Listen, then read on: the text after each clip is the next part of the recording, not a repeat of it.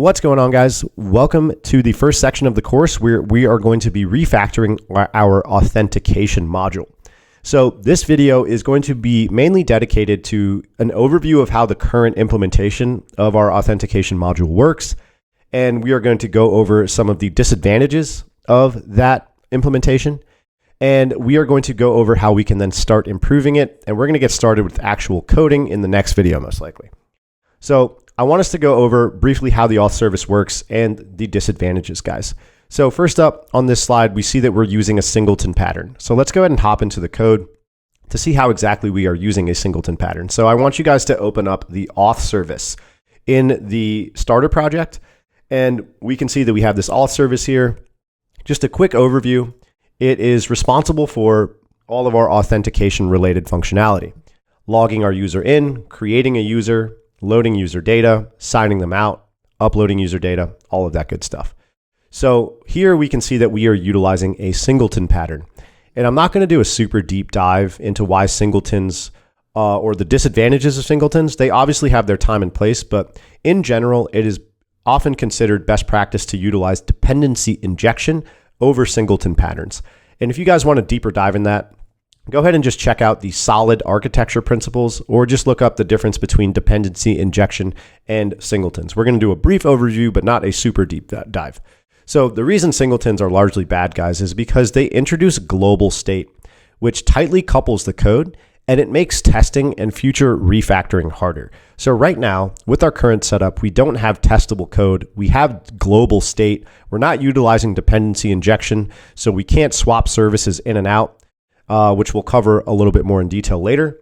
And what I want us to do is go ahead and see how we're using this singleton and just briefly cover how it's used and why we did that in the first place before we go over how to make it better. So if you guys just do a search for authservice.shared, a project search for that, you can see that we're using it in our registration view model to create a user, in our login view model to log a user in our profile view to sign a user out, and we initialize it here. And in our content view model, we have to set up subscribers using Combine and all that stuff. It's just a little bit messy, and there's definitely improvements that we can make to this by removing the singleton pattern and replacing it with dependency injection. So the reason we use the singleton, guys, was like for that global access, right?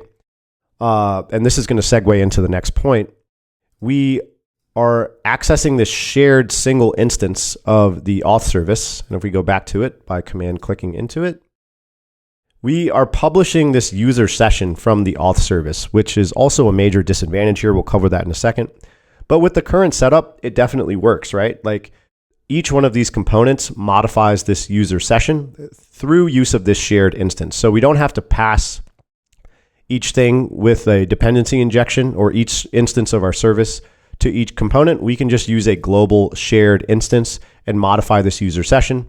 And just to clarify, this user session is used to route our user to the correct view in the application.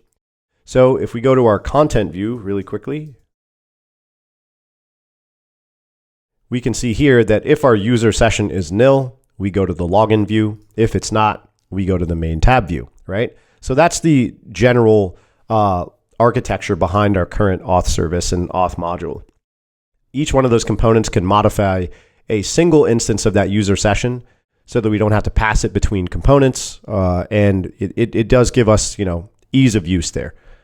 But like I said, that global state is not necessarily a good thing, and it makes our code much harder to test, and it makes it very tightly coupled. So next up, guys, the reason this is bad, let's go to the next point, is we have state management within the services, within service, and that couples our service layer to our UI layer. So basically, we're violating the single responsibility principle in the solid architecture pattern, which means that this class should only be responsible for one thing. And right now, it's responsible for multiple things. It's responsible for communicating with our authentication service with Firebase, and it's also responsible for state management, which is bad. We want to separate those components or separate those responsibilities so that this is responsible for only one thing, and we have a different component, which we're going to be creating later on, called an auth manager, that is responsible for our state management. So that's another drawback that we have that we're going to improve. We are also tightly coupled to Firebase and our user service here, guys. So as we can see here, we're utilizing a user service here as well. This service is in general, very tightly coupled to Firebase.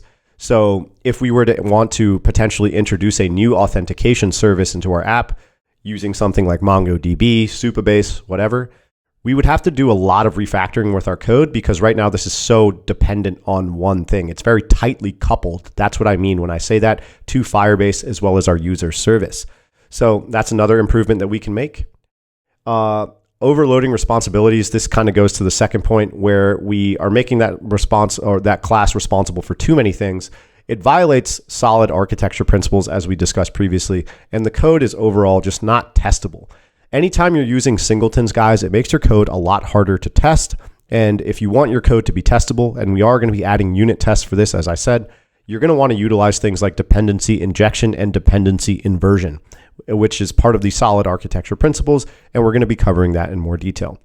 So overall, guys, that's a quick overview of how our auth module works, the disadvantages of it, and how we are going to be improving everything. So we are going to start off by getting rid of this singleton pattern and adjusting our code so that we can start to utilize dependency injection, environment objects, and all of that stuff to make this a much more scalable, testable module. So get excited for that, guys. We'll see you there. Peace.